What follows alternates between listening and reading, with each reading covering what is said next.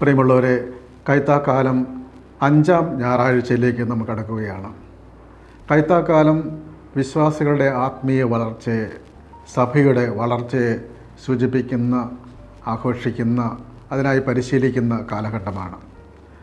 എപ്പോഴും വളർച്ചയെക്കുറിച്ച് ചിന്തിക്കുമ്പോൾ അതിൻ്റെ മറുവശമാണ് തളർച്ച. വിളകളുണ്ടാകുമ്പോൾ അതോടൊപ്പം കളകളുമുണ്ടാകും.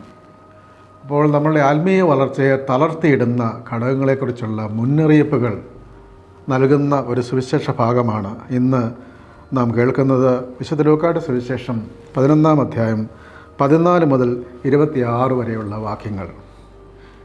ഈശോ പിശാചിനെ ബഹിഷ്കരിക്കുന്ന ഭാഗമാണ് ഇവിടെ കാണുന്നത്. പിശാചിനെക്കുറിച്ചുള്ള ചിന്തകൾ അവ്യക്തമായ, ചിലപ്പോൾ അതിഭാവുകത്വം കലർന്ന ചിന്തകളാണുള്ളത്. ഒരു വശത്ത് സാത്താൻ ഇല്ല എന്ന് പറയുന്നവരുണ്ട്, മറുവശത്ത് എല്ലാം സാത്താനാണ്, എല്ലാം പിശാചുക്കളുടെ പ്രവർത്തനമാണ്, അങ്ങനെ അതിശയോക്തി കലർത്തി പറയുന്നവരുണ്ട്. യഥാർത്ഥത്തിൽ ആരാണ് ഈ പിശാച്? നെഗറ്റീവ് എനർജി എന്ന് പറഞ്ഞുകൊണ്ട് അതൊരു തിന്മയുടെ ശക്തി, തിന്മയുടെ സ്വാധീനം, നിഷാദാത്മകമായ ഒരു എനർജിയാണ് എന്നൊക്കെ അവ്യക്തമായി പറയുന്ന ആളുകൾ, അങ്ങനെയുള്ള ചിന്തകൾ ഉണ്ട്. എന്നാൽ യഥാർത്ഥത്തിൽ പിശാച് ഉണ്ടോ ഇല്ലയോ അതേക്കുറിച്ച് പഠനശാഖ തന്നെ, അതാണ് ഡീമണോളജി, സാത്താനോളജി എന്ന് വേണമെങ്കിൽ പറയാം. അപ്പോൾ തിയോളജി, അതേക്കുറിച്ചുള്ള പഠനങ്ങൾ നടക്കും, ദൈവത്തെക്കുറിച്ചുള്ള പഠനം. പക്ഷേ ഡീമണോളജിയെക്കുറിച്ചുള്ള അധികം പഠനങ്ങൾ നടത്താറില്ല. സുറിയാനി ഭാഷാ പണ്ഡിതനായ സെബാസ്റ്റ്യൻ ബ്രോക്ക് ഓക്സ്ഫോർഡിലെ പ്രൊഫസറാണ്. അദ്ദേഹം പറയുമായിരുന്നു, സുറിയാനി ഡീമണോളജി അങ്ങനെ ഒരു കാര്യമുണ്ട്, പക്ഷേ അതേക്കുറിച്ച് ആരെങ്കിലും ഗവേഷണം നടത്താൻ എൻ്റെ അടുത്ത് വരികയാണെങ്കിൽ ഞാനത് അനുവദിക്കുകയില്ല. കാരണം അതൊരു ക്രിയാത്മകമായൊരു പഠനമായിരിക്കുകയില്ലല്ലോ. എന്നാൽ അതേസമയം തന്നെ അതൊരു യാഥാർത്ഥ്യമാണ്. അതുകൊണ്ട് ഇന്നത്തെ സുവിശേഷത്തിൽ ഈശോ യഥാർത്ഥത്തിൽ പിശാചിനെ ബഹിഷ്കരിക്കുന്നു. പിശാച് ഉണ്ട്, അത് വെറൊരു ശക്തിയല്ല, ഒരു നെഗറ്റീവ് എനർജിയല്ല, തിന്മ, ദുഷ്ടൻ. പഴയ നിയമത്തിലെ സങ്കീർത്തനങ്ങളിലൊക്കെ ദുഷ്ടൻ എന്ന് പറയുമ്പോൾ അത് പിശാചിനെ ഉദ്ദേശിക്കുന്നത്.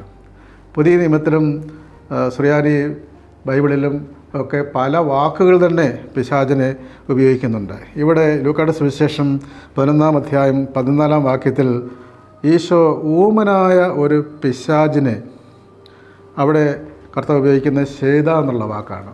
സാത്താൻ എന്നൊരു വാക്ക്, അതാണ് വാസ്തവത്തിൽ യഥാർത്ഥത്തിലെ പിശാച്. മറ്റൊരു വാക്കാണ് ബാറേഗാറ, മേൽക്കൂരകളിൽ ഉറങ്ങുന്നവർ പിറ്റേ ദിവസം എഴുന്നേറ്റ് വരുമ്പോൾ ക്ഷീണിച്ചിരിക്കുന്നു, അത് പിശാചിൻ്റെ ചാന്ദ്രരോഗം എന്ന രീതിയിലൊക്കെ അവതരിപ്പിക്കുന്ന ഒരു വാക്കാണ്. അതുപോലെ തന്നെ മറ്റൊരു പേരാണ് അഹൽഹർസ, അതായത് അക്യൂസർ, എല്ലാത്തിനെയും വിമർശിക്കുകയും കുറ്റപ്പെടുത്തുകയൊക്കെ ചെയ്യുന്ന ആ ആളാണ് അഹൽഹർസ. ദിയാവ എന്നൊരു മറ്റൊരു വാക്കുണ്ട് പിശാചിനെ സൂചിപ്പിക്കുന്നത്. അതുപോലെ തന്നെ അസവ എന്നൊരു വാക്കുണ്ട്, അതും പിശാചിനെ സൂചിപ്പിക്കുന്നതാണ്. ഇന്നത്തെ സുവിശേഷത്തിൽ തന്നെ 11-ാം അധ്യായം 24-ാം വാക്യത്തിൽ അശുദ്ധാത്മാവ് എന്നൊരു വാക്ക്, റൂഹ തൻഭ എന്ന വാക്ക് ഉപയോഗിക്കുന്നു, റൂഹ ബീശ എന്നൊരു വാക്ക് ഉപയോഗിക്കുന്നുണ്ട്. അങ്ങനെ പിശാചിനെ സൂചിപ്പിക്കുന്ന പല വാക്കുകൾ നമുക്ക് വേദപുസ്തകത്തിൽ കാണാൻ സാധിക്കും. അതിൻ്റെ അർത്ഥം അവൻ്റെ പ്രവർത്തനങ്ങൾ പലതരത്തിലുണ്ട്, അതെന്തൊക്കെയാണെന്ന് വാക്കുകളിലൂടെ വ്യക്തമാക്കുകയാണ്.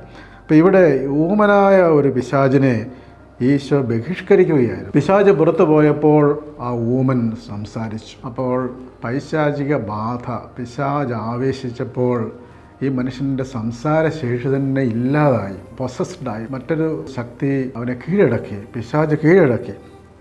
ഈശോ എന്ത് ചെയ്തു? പിശാചിനെ ബഹിഷ്കരിച്ചു. പുറത്തു പോയപ്പോൾ ആ ഊമൻ സംസാരിച്ചു.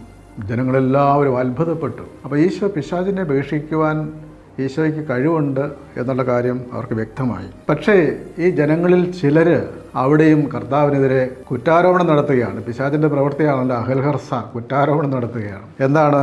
അവർക്ക് വാസ്തവത്തിൽ അവർ അംഗീകരിച്ചു, ഈശോയ്ക്ക് പിശാചിനെ ബഹിഷ്കരിക്കാനുള്ള കഴിവുണ്ട്, പിശാച് ബഹിഷ്കരിക്കപ്പെട്ടു, അതിലാർക്കും സംശയമില്ല. പക്ഷേ എന്താണ് കുറ്റാരോപണം?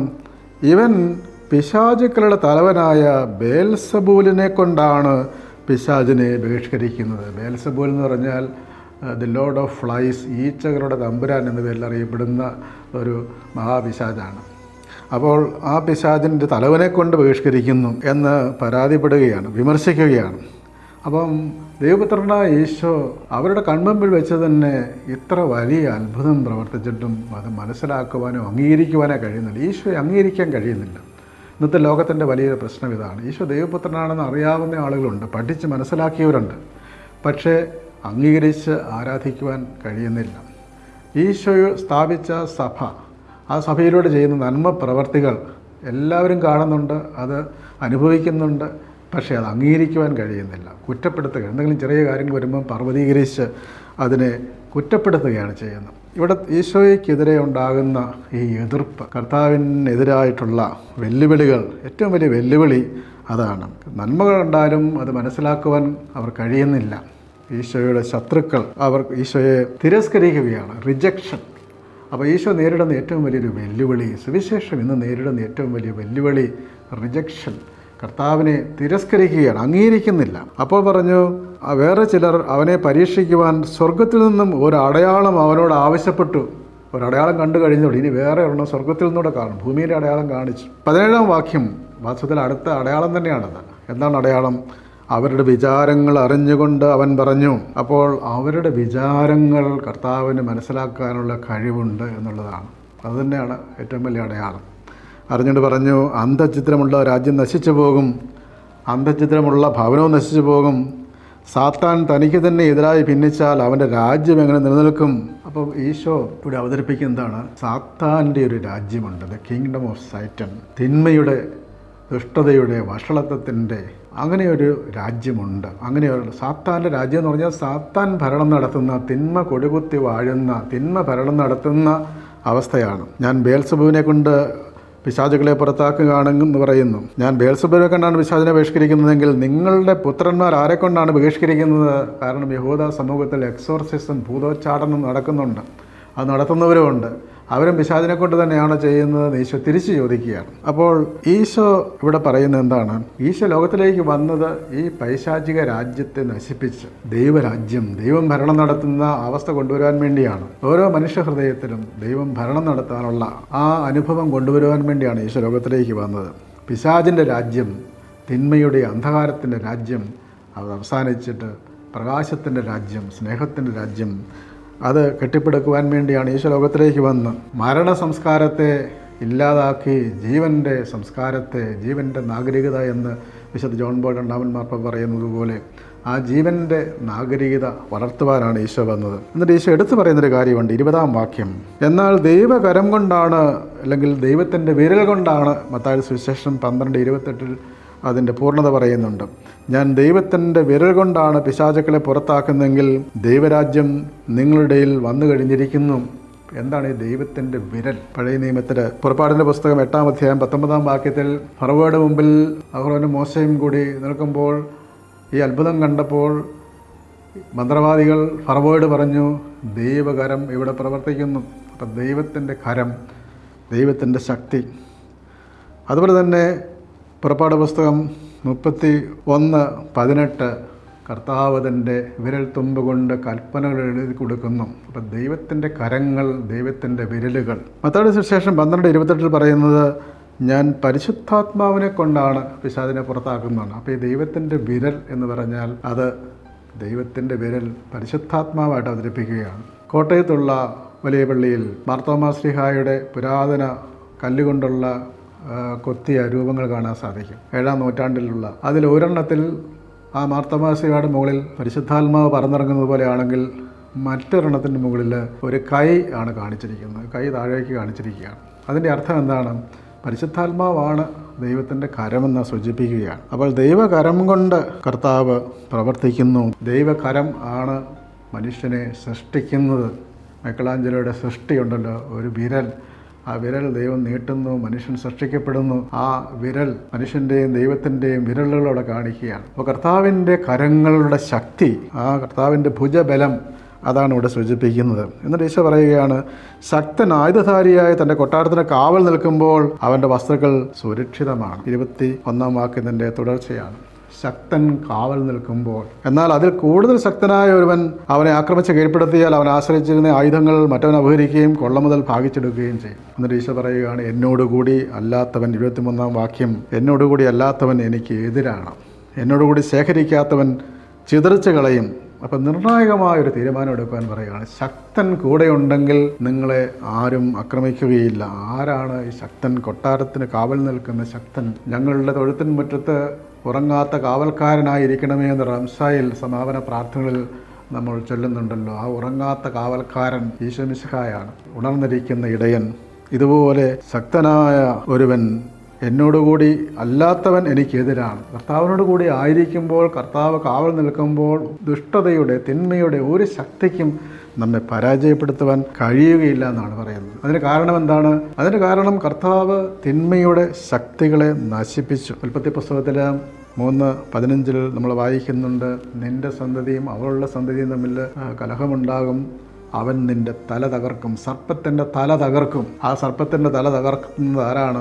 ഈശോ മിശിഹായാണ്. കർത്താവ് ഈശോ മിശിഹ തിന്മയുടെ ശക്തികളെയെല്ലാം തകർത്ത് കളയും. കർത്താവിൻ്റെ കുരിശിലെ മരണം വഴി തിന്മയുടെ സാത്താനിക ശക്തികളെയെല്ലാം അവിടെ തകർത്ത് കളഞ്ഞു. സാത്താൻ്റെ നടുവൊടിഞ്ഞു കഴിഞ്ഞിരിക്കുന്നു. അപ്പോൾ സാത്താൻ്റെ അധീശത്തിന് കീഴടങ്ങാതിരിക്കുവാൻ തിന്മയെ, ദുഷ്ടനെ ജയിച്ചവനായ കർത്താവിനോടുകൂടി ആയിരിക്കണം. അപ്പോൾ കർത്താവ് ആണ് യഥാർത്ഥത്തിൽ ആ ശക്തി നമുക്ക് നൽകുന്നത് എന്ന് വ്യക്തമാക്കുകയാണ്. ലൂക്കായുടെ സുവിശേഷം 10-ാം അധ്യായം 18-ാമത്തെ വാക്യത്തിൽ നമ്മൾ ഇങ്ങനെ കാണുന്നുണ്ട്. ഈശോ പറയുന്ന ആ വാക്കുണ്ട്. എന്താണ്?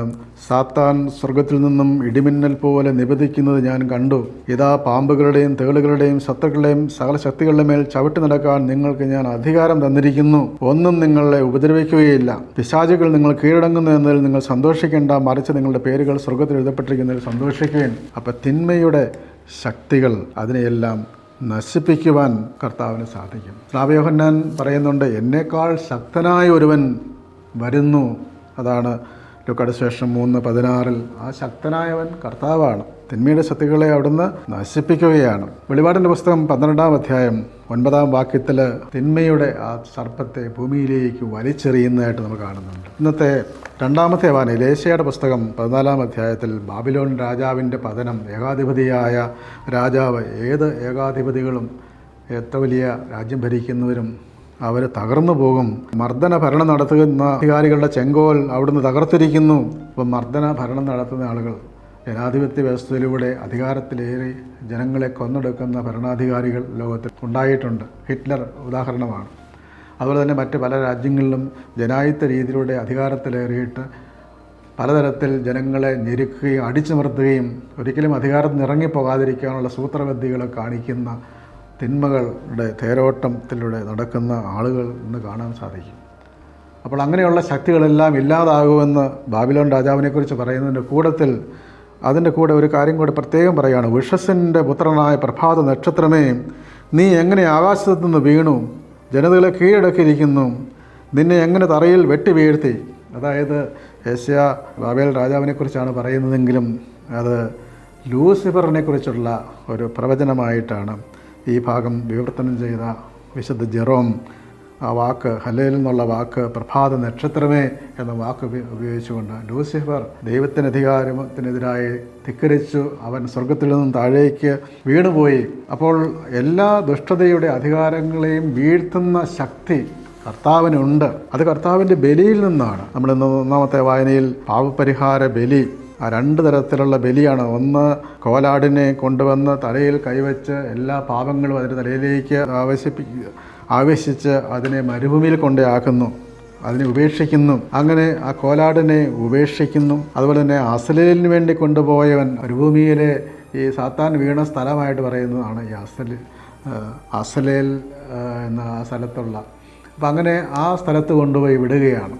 അപ്പം ഈ പഴയ നിയമത്തിൽ കാണുന്ന പാപപരിഹാര ബലികൾ, കാളയെ ഒന്ന് രക്തം തളിക്കുന്ന ബലി, അതുപോലെ തന്നെ സ്കേപ്പ് ഗോട്ട്, ഈ ആടിനെ മരുഭൂമിയിലേക്ക് പാപങ്ങളെല്ലാം ചുമന്നുകൊണ്ട് മരുഭൂമിയിലേക്ക് അയക്കുന്നത്, ഇതിൻ്റെ എല്ലാം പൂർണ്ണത ഈശോ മിശിഹായാണ്. ഈശോ മിശിഹായുടെ ആ ബലിയിലൂടെ കർത്താവിൻ്റെ ശക്തി, അതിലൂടെ തിന്മയുടെ ശക്തികളെയെല്ലാം അവിടുന്ന് കീഴടക്കിയിരിക്കുന്നു. അതുകൊണ്ട് നാം നിർണായകമായ ഒരു തീരുമാനമെടുക്കണം. ഈശോ കൂടെയുണ്ടെങ്കിൽ ഒരു ശക്തിക്കും നമ്മെ കീഴ്പ്പെടുത്തുവാൻ സാധിക്കുകയില്ല. പഴയകാല ആദിമ സഭയുടെ മാമോദീസ വ്യാഖ്യാനങ്ങളിൽ മാർ നർസായി അദ്ദേഹം പ്രത്യേകം പറയുന്നുണ്ട്, മാമോദീസായിൽ ആ നെറ്റിയിൽ പൂശുന്ന ആ തൈലം, മാമോദീസായിൽ ആ തൈലം സാത്താൻ ദൂരെ നിന്ന് തന്നെ അത് കാണാൻ സാധിക്കും.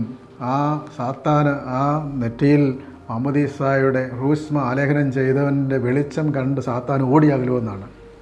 അതുപോലെ തന്നെ ദേഹം മുഴുവനും തൈലം പൂശിയിരുന്നു.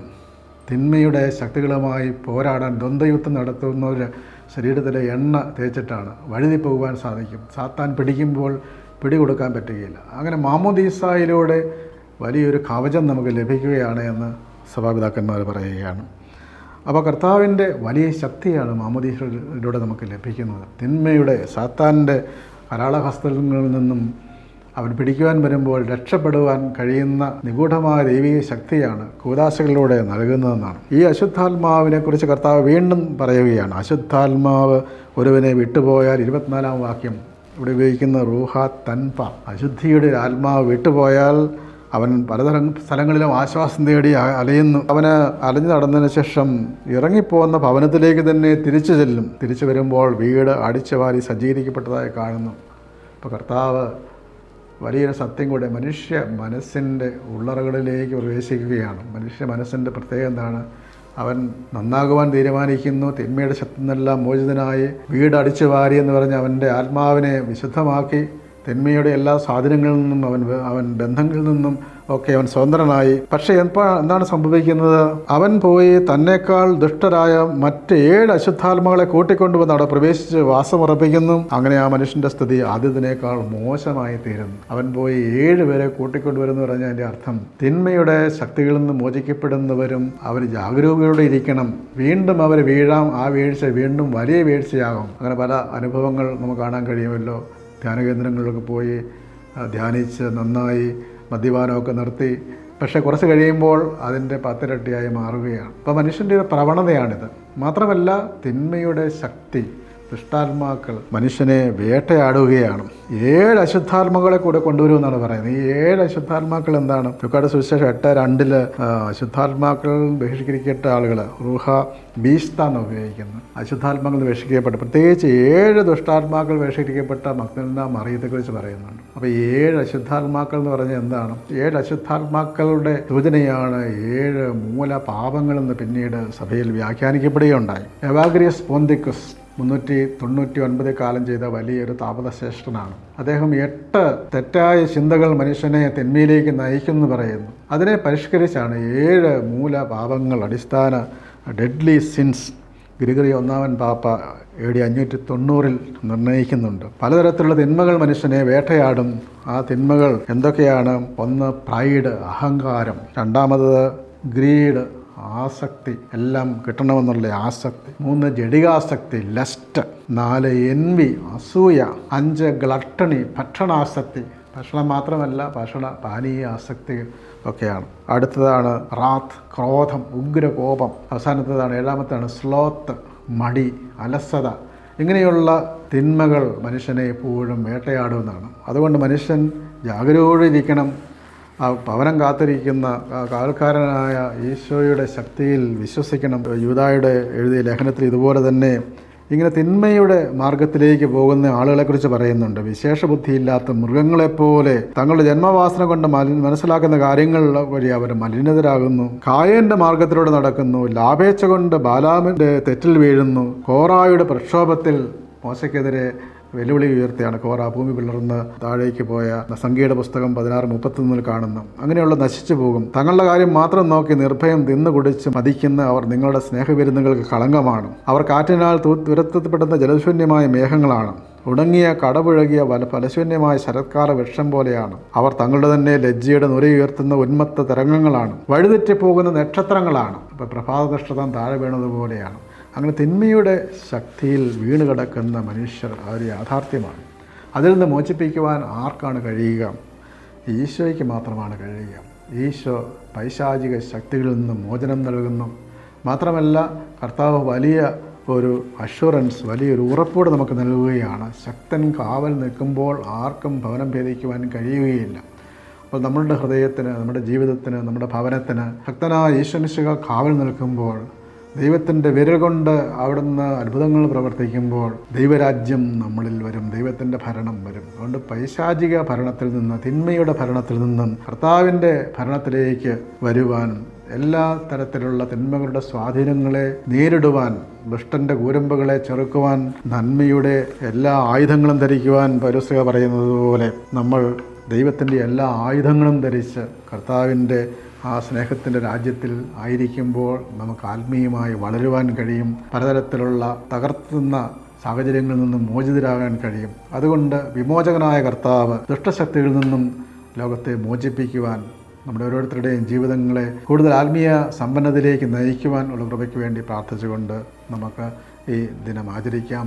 ദൈവം നമ്മെ എല്ലാവരെയും അനുഗ്രഹിക്കട്ടെ.